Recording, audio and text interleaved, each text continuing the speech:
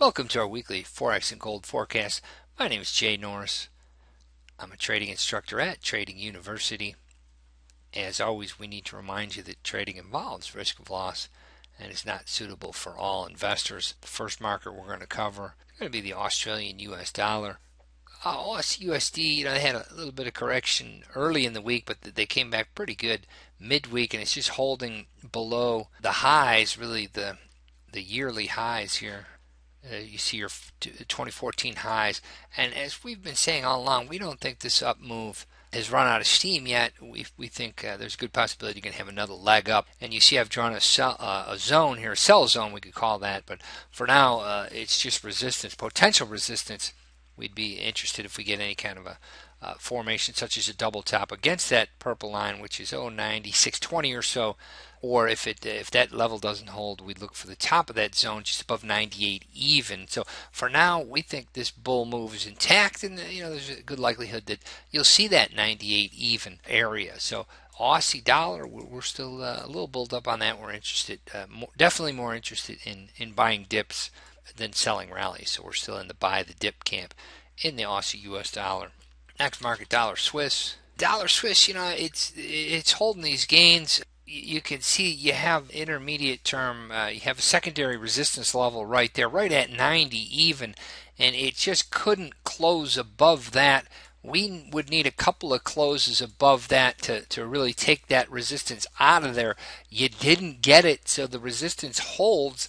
We'd have to consider that you'll see a 50% retracement of that overall move, and that comes in 88.70, not that far away actually. Let's take a look at our RTT ratio for the Swissy, and it'll shed some light on where we're at here.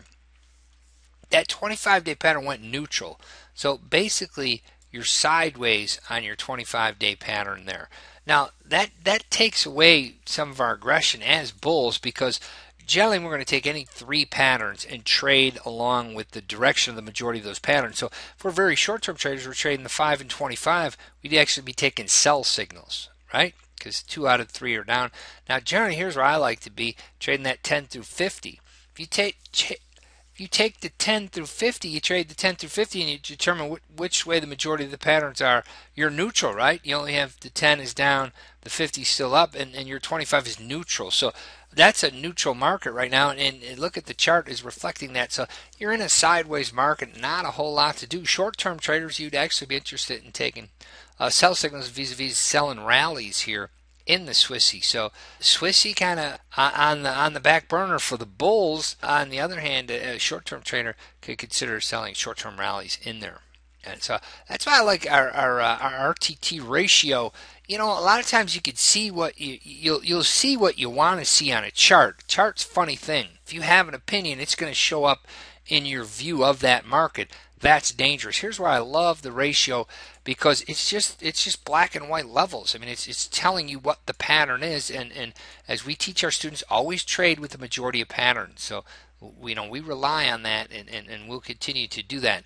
Always, and we teach you. That's not something that's automated or that you have to have a special software for. It's something that we teach you to do by hand. I mean, you'll be able to determine that ratio for yourself pretty quickly. I mean, it doesn't take more than 5-10 minutes per market to do that, and we'll continue to lean on that as we go from market to market here. Okay, the next market will be the dollar index. And I'm a big believer in Dow theory, that you need the markets to be in agreement. Just as we like to trade with the majority of patterns, here's our dollar index, we also want the majority of markets being aligned also. Here's the dollar index. If you trade the 5 through 25-day patterns, if you're a very short-term trader, you're actually clear to sell rallies right now, selling short-term rallies. You trade the 10 through 50-day patterns, I like those three, then you're still buying dips. So as a short-term trader, you'd be actually looking to sell rallies. As an intermediate-term trader, you're buying dips. So dollar index is pretty cool, because in other words, you're trading both sides. I like that.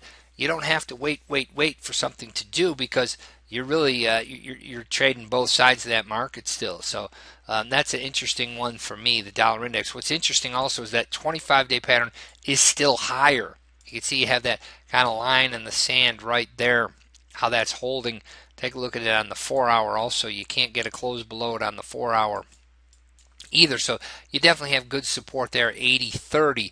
So we'll continue to monitor that. So based on our ratio, you're still buying dips in the dollar index if you trade that 10 through 50, which is a pretty good way to go.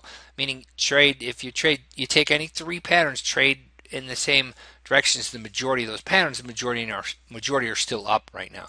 On the other hand, if you trade that 5 through 25, which works pretty good too, you'd be selling rallies. So dollar index, interesting now because you can trade both sides of that guy as a very short-term trader. Now here's the euro, and it's tough to not say the euro is the big dog, the alpha market, because that's where all the volume is. Here's what's interesting about the euro. Here's your daily chart.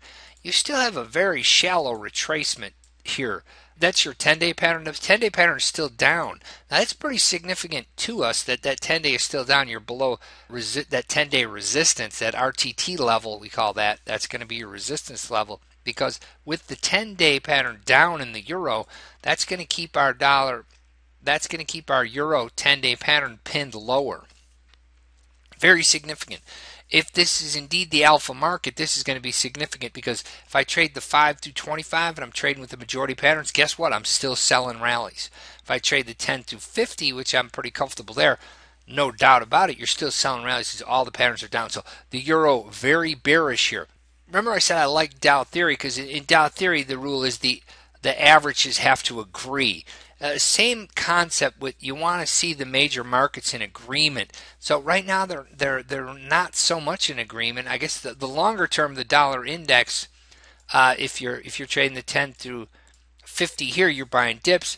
Likewise, you'd be selling rallies in the 10 through 50 in the euro. So the dollar index and the euro are in agreement, and I think that's probably most important. With the dollar chief here, the dollar Swiss, kind of the odd man out. So to me, I always trade the market with the biggest volume.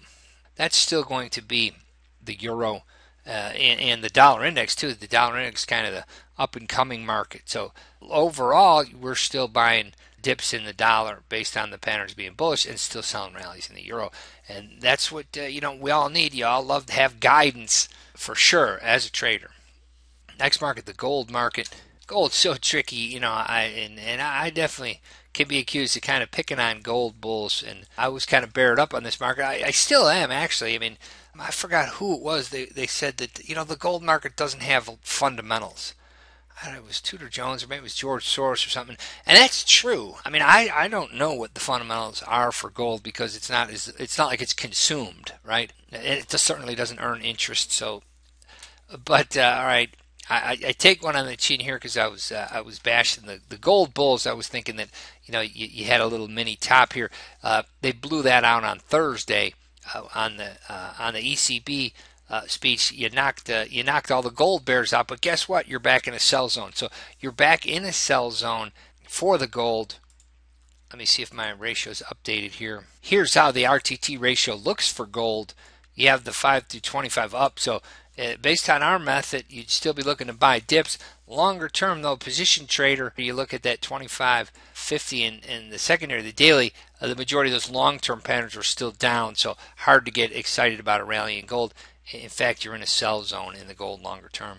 Last market, dollar yen. Here's dollar yen. We said we like buying dips in that market. We continue to like buying dips in the market. You can see you're in a buy zone now. Let me scroll down to a 4-hour chart, and there you can see it, support holding that purple line. So it's a pretty good buy zone in dollar yen right now, and we like it. You get it dipping in that zone between 101.80 and 101.60. We like that. Really, even shorter term, any kind of dip, if it pauses in a short-term zone, such as a 50% retracement, even a short-term 50% retracement, take a good look at buying dips in the dollar yen. So we like dollar yen, buying dips there. Let me leave you with this thought from my mentor, Bill Williams. The majority of thinking is detrimental to personal peace and profits in the markets. I know that to be true firsthand. You want to have a trading plan. You want to stick to that trading plan. The less you think, the better. Thank you so much. My name is Jay Norris. I teach trading at Trading University, and we'll see you next time.